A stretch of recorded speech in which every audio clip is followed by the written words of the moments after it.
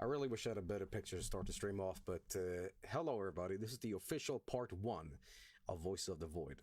I streamed this actually for the charity event, but my voice was so completely destroyed by Vine Wrestle that my voice was just quite not there. And the entirety of that stream was pretty much dedicated to playing the tutorial. So we didn't get a lot of stuff done, but here's the official part one, I suppose. If you don't know what Voice of the Void is, it is a game that is very much like Signal Simulator. I love Signal Simulator, but unfortunately that game does not get updates anymore.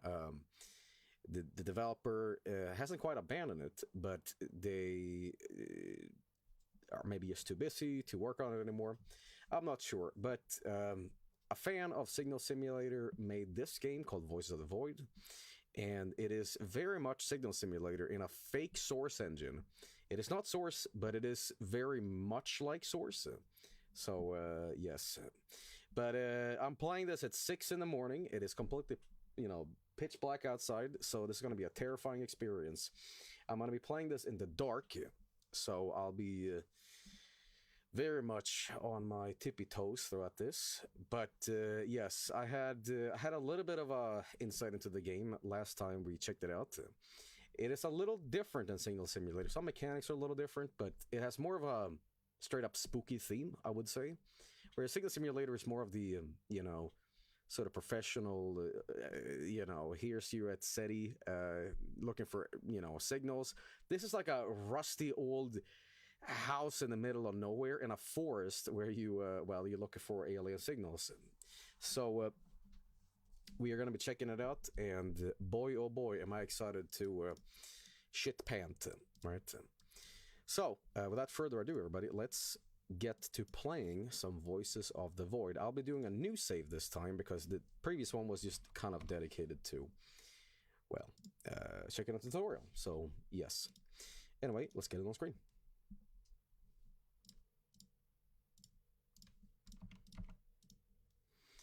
This game apparently had an update not so long ago, which may have had some new features, but I couldn't find them. This game apparently had an update. Not that update. So, oh boy, oh boy. Let me just do this as well so you don't see my mouse. As they say, you wear your influences on your sleeves, so, here it is. So, boy, oh boy. I like the little stars falling too, But anyway, regardless, here we go, and I can already feel the dread, The update has lots of lore added. Can I get an update to the new version? Because I can only find demo 031.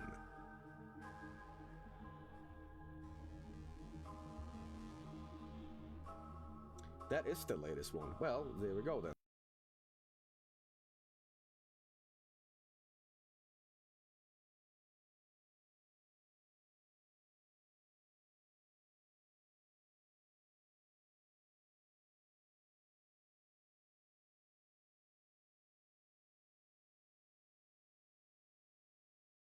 Hey guys, thanks for tuning in to another video on ForgottenWeapons.com.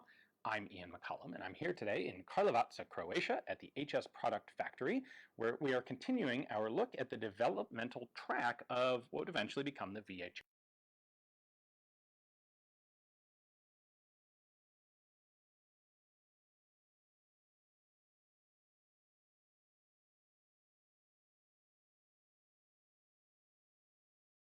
Piston system.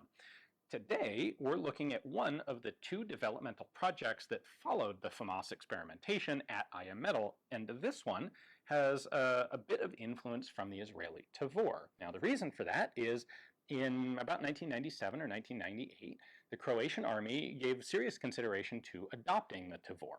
But part of the deal was going to be that it needed to be manufactured domestically under license. Having just undergone arms embargo and a war for its own independence, Croatia had an understandable desire to maintain domestic small arms production.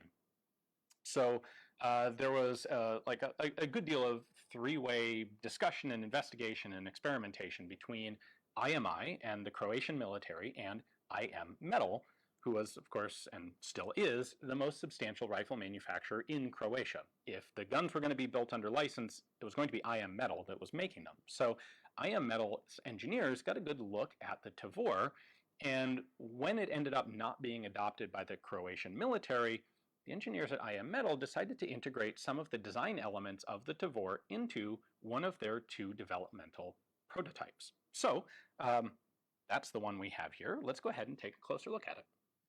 Okay, first off, we have to talk about this bipod because it is both extremely cool and a really terrible idea at the same time. It is two really quite springy legs. This is not a particularly stable bipod. They are mounted to the front strap of a very Tavor-like pistol grip. And if I lift this lever up, I can fold both legs of the bipod together, and they snap right together into the front of the pistol grip shield, the trigger guard there, the whole hand trigger guard. But moving on to the rest of the rifle, still a bullpup configuration, of course. We have a magazine release on the side of the receiver here, and this is designed to take standard M16 type magazines. This one's actually an AR-18 magazine, but same idea. We have a full hand trigger guard, as you already saw, and the grenade launcher is not really a removable part of the action. One of the really cool things here is that the grenade launcher controls have been integrated completely into the receiver of the rifle. So in order to open it, we have a latch right here. Push that back, and the grenade launcher tube springs open to the side. Here's the spring around the barrel. This is actually something you have to watch when you reassemble the gun, to hook this coil spring under the upper handguard there. So you load a grenade in from the back and then snap it shut. And then the firing controls are built into the receiver, like I said. So this is the cocking lever for the grenade launcher. You pull that back, and that's the striker that will fire a grenade. This is the grenade trigger. So a lug on the side that you pull down, and kaboom, that's what actually fires a grenade. So you don't have a second trigger guard hanging out here under the rifle somewhere, or some sort of linkage trying to connect it to the main trigger. I think this is a pretty cool setup if you're sure that you actually want a grenade launcher on every rifle. We're still talking about a period here where iron sights were the predominant sighting system on standard military rifles. People were starting to issue optics, but they weren't as ubiquitous as they are today. And so this still has a FAMAS style carry handle with a rear sight in the back. Those rear sight parts are missing on this particular example. This is, remember, a prototype. And we have our front sight up here. There are a lot of bits of rail on this rifle, and it's a little bit unclear what they're all meant for. Although I suspect back here you have rails that are probably intended for grenade launching sights, since there is a grenade launcher built into this. Could very well be the same idea up here. Especially as a prototype, I can see them putting a bunch of different rails on so they could experiment with different styles of grenade launcher sight to see what would work best. We have a selector lever on the back of the rifle here, so safe, full, and semi. Very simple. And a non-reciprocating charging handle located on the left side. So for a right-handed shooter, that's going to be nice and convenient. In order to disassemble this, we just have two pins to pop out. There's the front one. The handguard is going to pop up as soon as you pull that pin out, because the coil spring for the grenade launcher tension is if this had gone to full production, this should have been mounted to some sort of fixed some fixed lug on the barrel. But at this stage of development, it's just pushing directly on the handguard. So that's going to pop up there. Then the second pin is right here in the back. Pull that out. And now, there we go. We can lift the upper the upper receiver element off. Important to point out that the iron sights are not actually connected to this. The sights are here and here fixed solidly to the barrel. So you don't have to worry about those two front and rear pins or the somewhat flexible plastic of the upper here impacting your zero. Yes, you'll have grenade launcher sights mounted on this, but the grenade launcher sight is a much less precise sort of thing. You're not trying to maintain 1 minute of angle accuracy on high explosive grenades. So the charging handle is right there. It's just a lever that's going to pull back on this, which is your dual recoil spring system. So that comes back like so.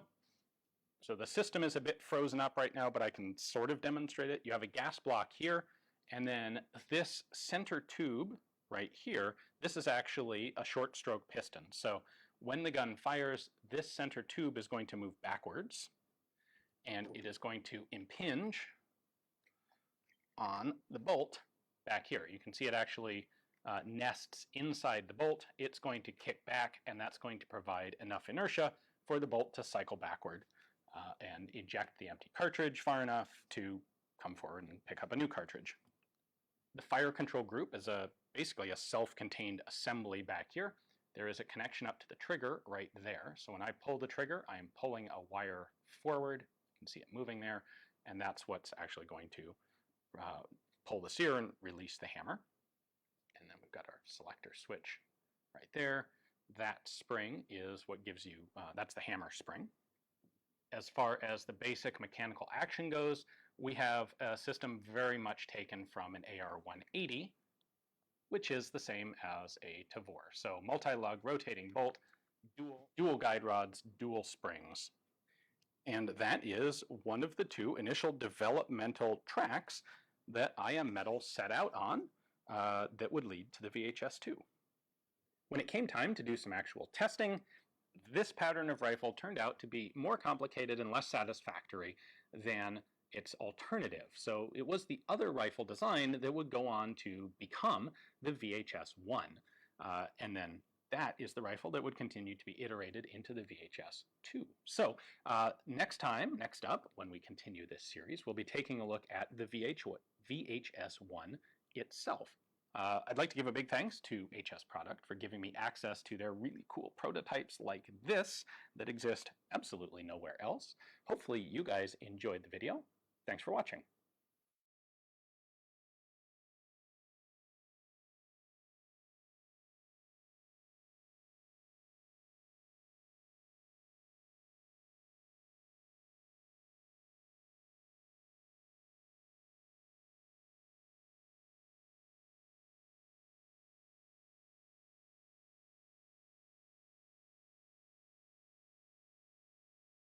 Hey guys, thanks for tuning in to another video on ForgottenWeapons.com.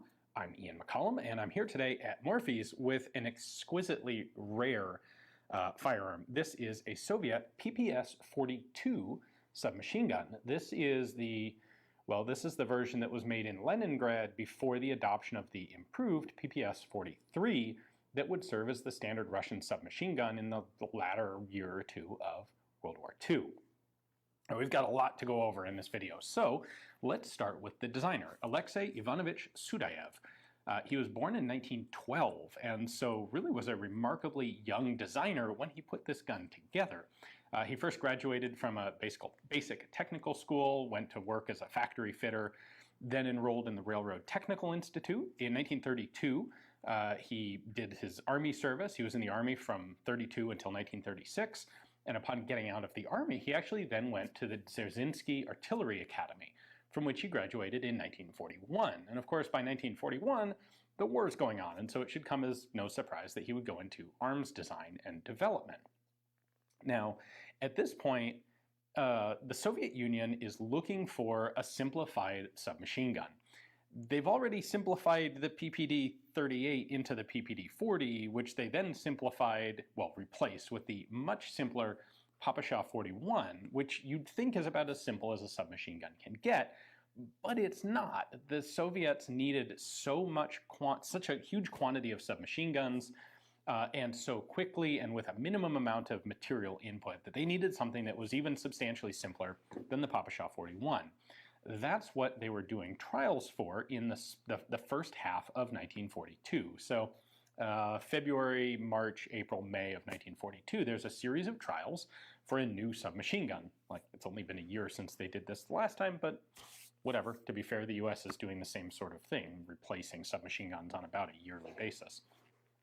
At any rate, the final two contenders in the trial come down to Sudayev with essentially this, and Georgy Shpagin. Now, Shpagin is the guy who designed the Papasha 41, PPSH. The SH is for Shpagin. And yes, it's one letter in Cyrillic. In Russian, it's two letters in English. Anyway, Shpagin is a more experienced designer. He's got, you know, a better track record, better standing. And the People's Commissariat of Armaments, which is the organization that controls all the arms factories, they think that his gun is the better one. And he thinks, obviously, his gun is the better one. And this is a somewhat unusual circumstance in which the Russian system of having competing arms design schools doesn't work out so well. I mean, it ultimately does, but it's a sort of an unusual situation in which there's a lot of controversy and drama over a gun design.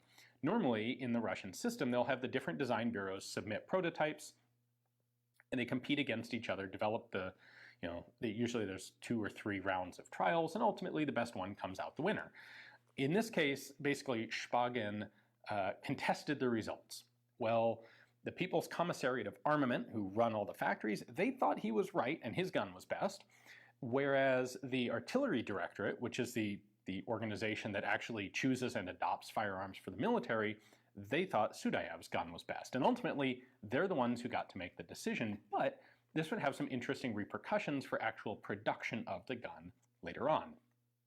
So, Sudayev wins the competition, and a factory is chosen in Moscow to be the lead manufacturing center for what would become, well, we'll just call it the PPS, Pistolet Pulemyot Sudayev, which is machine pistol Sudayev.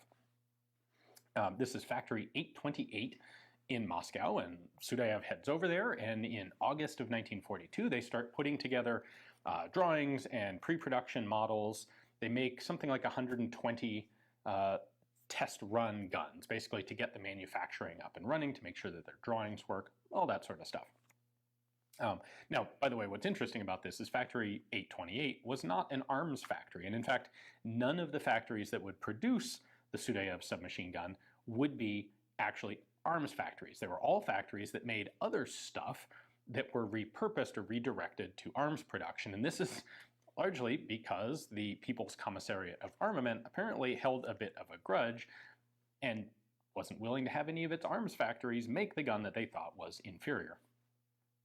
Anyway, Moscow gets set up to get started on production, basically, and during this time, the siege of Leningrad is ongoing, and there's a substantial need for arms in Leningrad, and so it's decided to start production at 3 factories in Leningrad during the siege. So in December of 1942, Sudayev takes a set of drawings and presumably some sample guns and everything he's going to need to help start up production, and he heads into the besieged city of Leningrad, where he begins to set up production at Factory 209.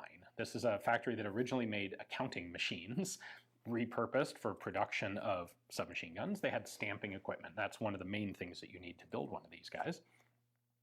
And there were 2 other factories. The Sestrayevsk instrument factory was put to work making these, and also basically a collective factory that had previously made stoves. They also had stamping equipment. But neither of those other 2 did a tiny fraction of the volume of Factory 209. So Sudayev shows up at 209 in December, and they set about setting up a production line as well. Now, by January of 43, they've got the production line set up. They start making the first couple of guns, and there are some problems. There's always problems when you do the first batch of production of a new gun. It takes them about a month, but by February, they've got the gun, the tweaks done, the gun's reliable, it's working.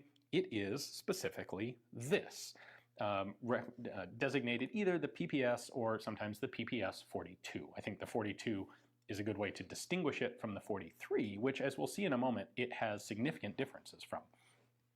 So for the next year or so, Factory 209, primarily, in Leningrad, is producing PPS-42 submachine guns, which are essentially going out one end of the factory door and going straight into combat. There was a massive priority of get more working guns into the hands of soldiers as quickly as possible. So the design was, from the initial design, it was modified as little as necessary to make it a reliable, functional gun.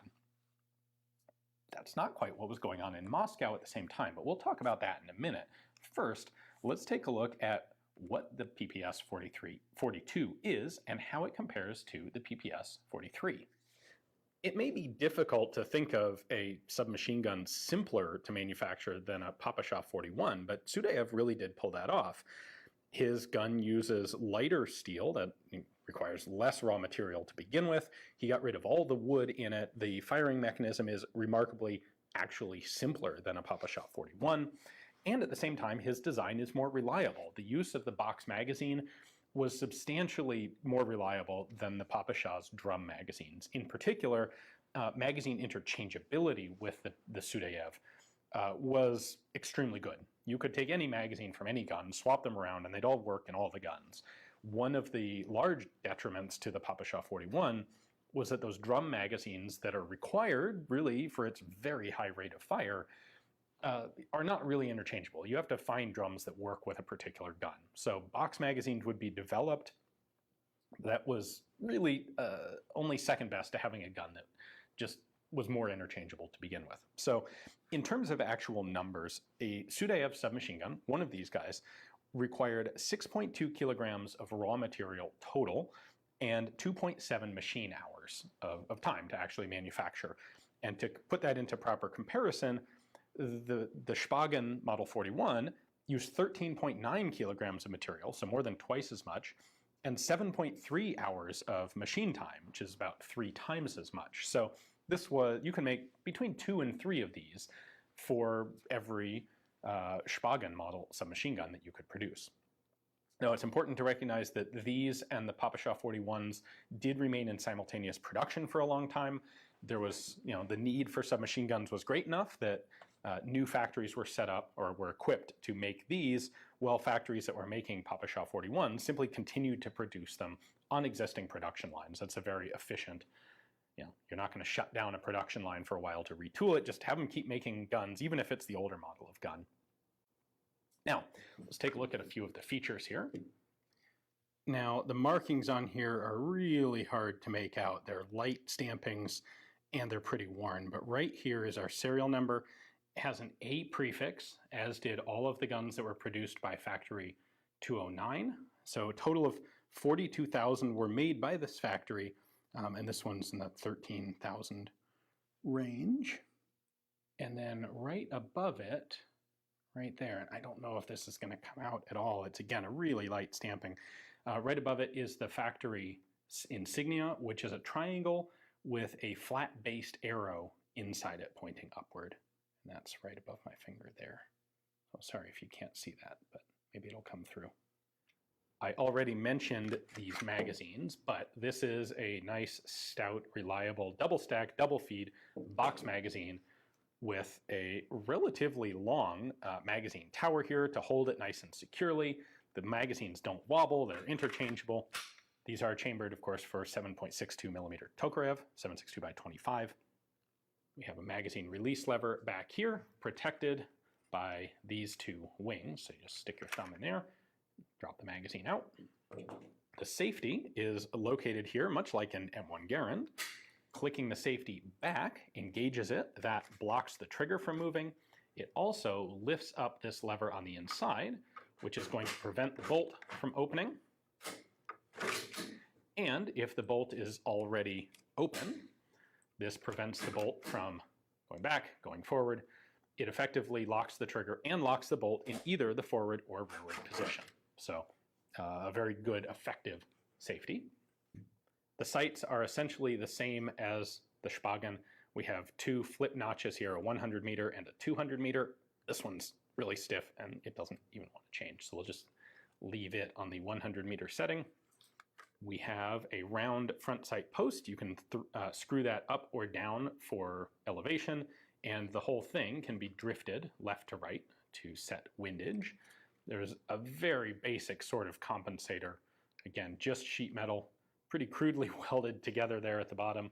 Keep in mind, this is a gun that was being made in Leningrad literally while the city was under siege. The stock folds over the top, and in order to open it, you actually pull the stock. So we're going to pop this up just slightly there. You then push the stock backwards. The whole hinge mechanism is on a spring. Once we push it back, it clears this little locking tab. We can rotate it open, and it snaps in place there. So to close it, you would do the same thing. Pull it back and rotate. And then the butt plate here pivots 90 degrees, and it gets locked in place by this little tab. So in order to fold this back in, we push that down and then fold it back. And you can see there's a little wire spring putting tension on that, and it's protected by this little cover plate there. To open the gun up for disassembly, we're going to push this in, and then we can open the top of the action. Well, the top and bottom come apart. They are permanently connected here by a rivet, so I can open the lower assembly out, and then I can take the bolt, pull it back slightly, and lift it out of the gun. We have a captive recoil spring here that runs through the bolt, so that hole is where the recoil spring comes out. There's just a little leather pad as a buffer for the end of travel of the bolt. We have a fixed firing pin. Very simple, just open bolt. There's no selector mechanism, it's safe or full. Looking at the firing mechanism here, it's really simple. Pull trigger, sear drops. That's it, that's all there is to it. This notch right back here is what the sear is going to hold on to. So pull trigger, sear drops, bolt goes forward, fires until you release the trigger. Here on the magazine well, we have an ejector that's riveted in.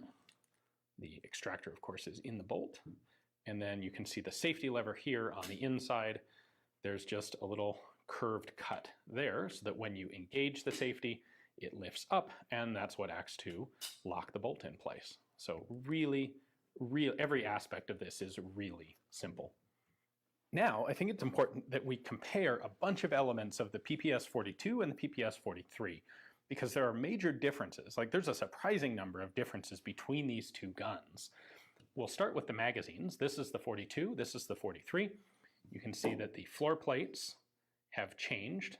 This has a much more secure floor plate held in place by this tab on the bottom of the spring, as opposed to this. Like, that's just not a secure method for holding that in. You're going to push that down to take the floor plate off. They also went ahead and added this, which is an over-insertion stop. There isn't one on here. If you slam this magazine too hard into the gun, you run the risk of banging the feed lips up against the bolt and damaging the feed lips. On the 43 magazine, what you'll do is hit this over-travel stop, and that'll prevent damage to anything.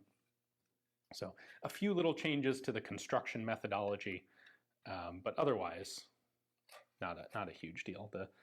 The locking catch is a little bit smaller on the 43. That's going to make, well, this you can see is integral to the back spine of the magazine, where on the 42 magazine they have a separate piece that's added on as the locking catch. So this makes it a little simpler to manufacture. So one of the big differences you can see between the 42 and the 43 is going to be this area right here. On the 42, you have a stamped receiver and a stamped barrel shroud, and then they're both riveted together on the trunnion that holds the barrel in place. This, however, is a great place for the gun to wear and for things to go wrong over time. On the 43, there is a single continuous stamping that is both the receiver and the barrel shroud. On the front sights, the 43 has a lot more protection to the front sight than the 42 does. The overall construction of the 43 is simply stronger. It uses 2mm stamped steel instead of 1.5mm steel of the 42. So that's universal.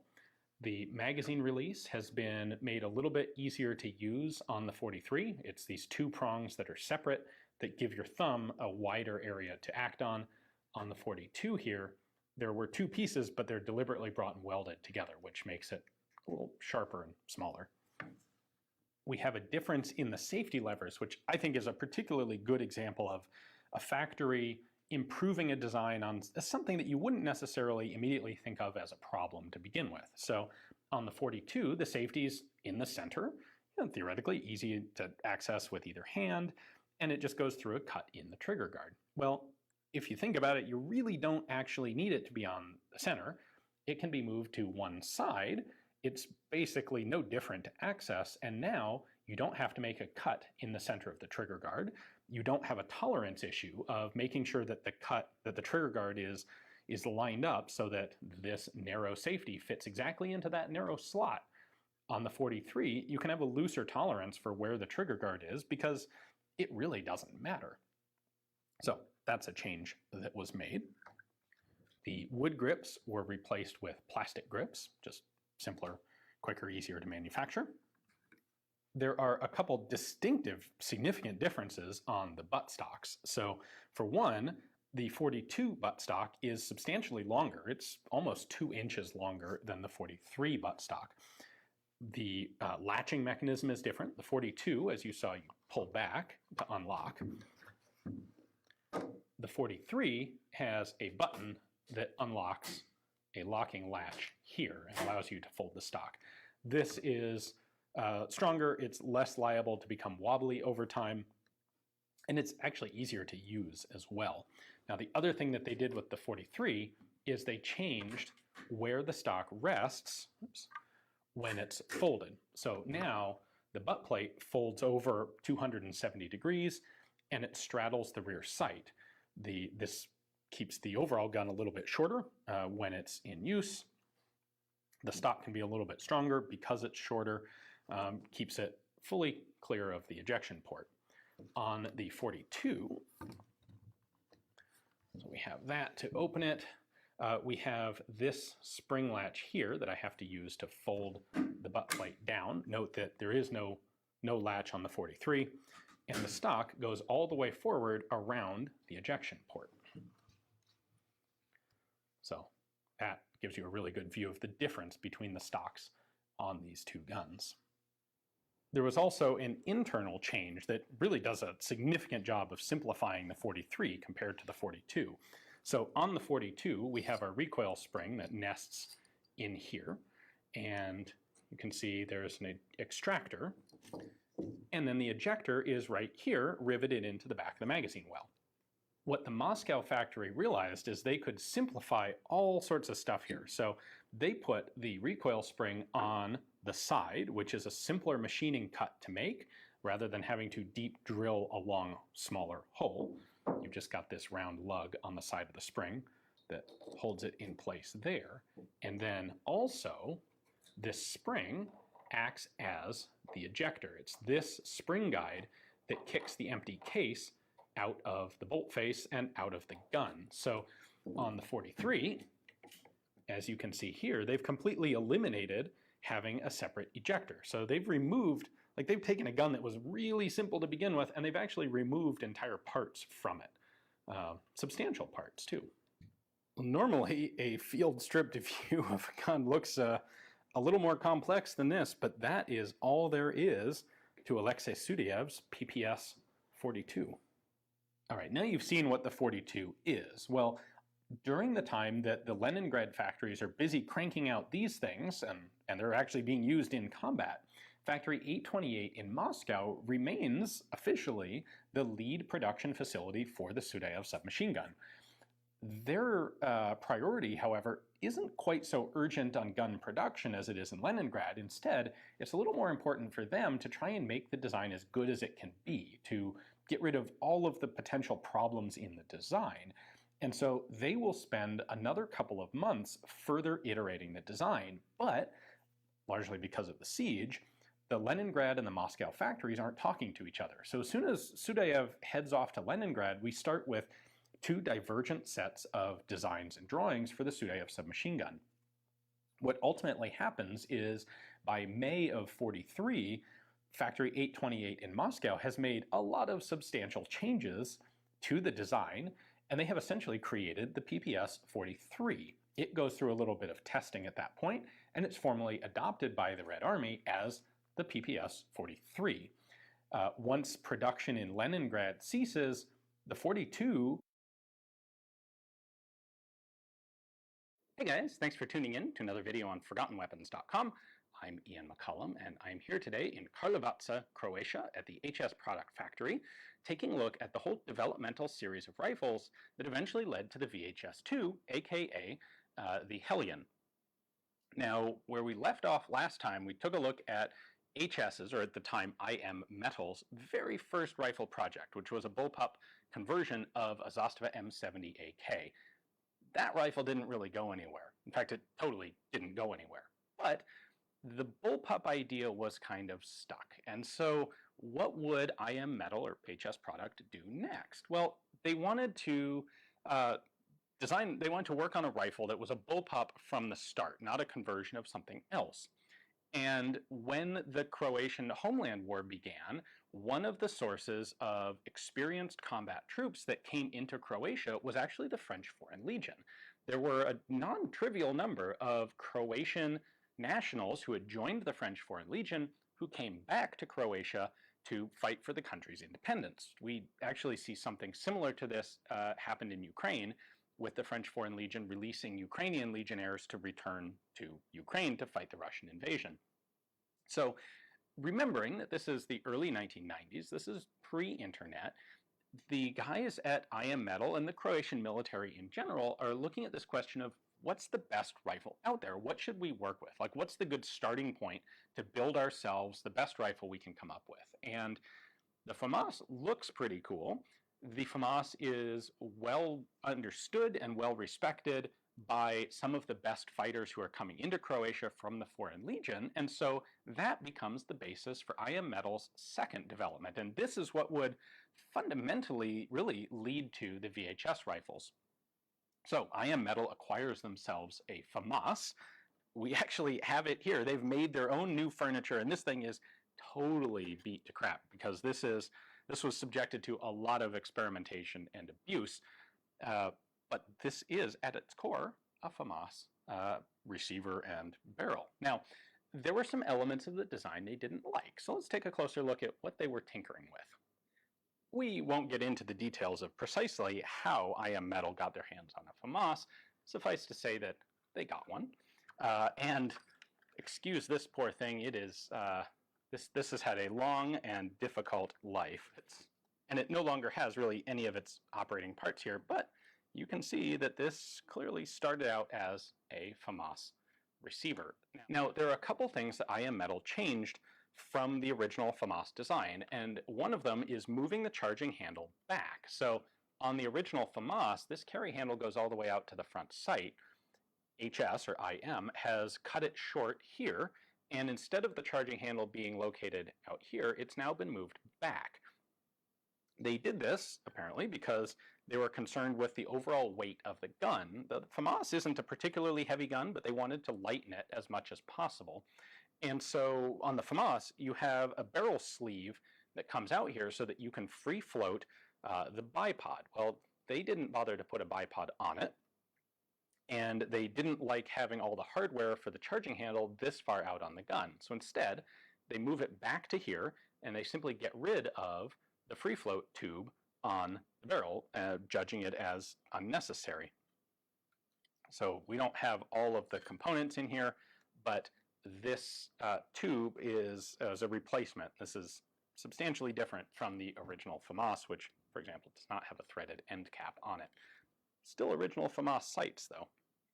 Now, it's not visible on this specific rifle, but IM Metal also didn't really like the levered delayed system that the original FAMAS operates on. From an outside perspective, what I would say looking at this is that that lever delay system requires a fairly substantial bit of precision engineering and heat treating to make sure that the rifle operates safely and properly and has long-term durability. And those processes are things that are not a big deal for a well-established large enterprise like Saint-Étienne, but they could potentially be